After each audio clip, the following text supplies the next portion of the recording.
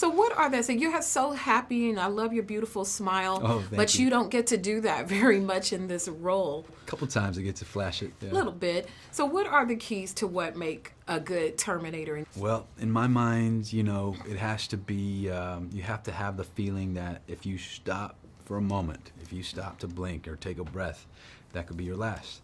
And that's what kind of infuses the story. A great chase movie that like the one that we have here, with that sense of dread, that sense of fear, and I saw the film as a kid, so I know what scared me. And you just try to evoke whatever that was that you felt in those moments, and a lot goes into trying to build it.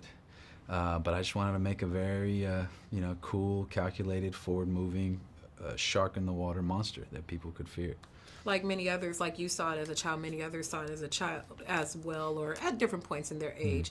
And so there's an expectation of what it was in a Terminator movie. Did that add any pressure to your pre-preparation as you stepped into the role, or what was that process like for you? Well, I think it was a strength. I think it was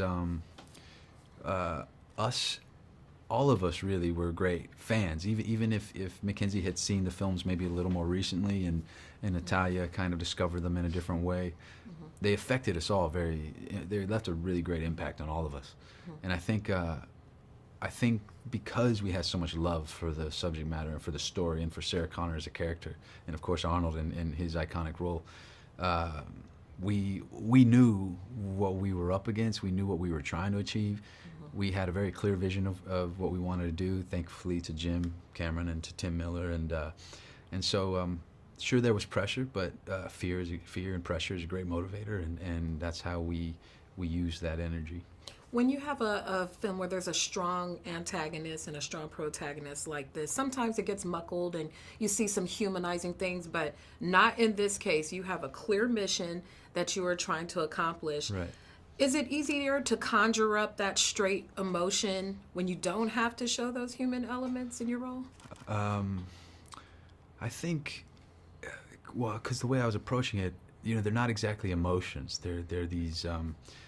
They're an analysis of the input. Like whatever information is incoming, it's a reworking of it. It's a reconfiguring of it, and towards my goal and towards the objectives I'm trying to achieve. So,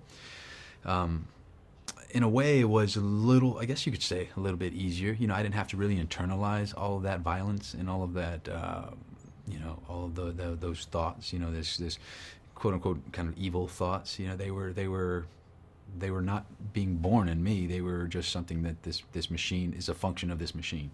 So in a way, it was kind of easier to kind of detach from that and just have it be very simply, almost surgical, almost medical in the way. I'm sure I'm seeing these violent images of what I'm trying to do to this character, Danny Ramos, but almost like a surgeon, in the operating room.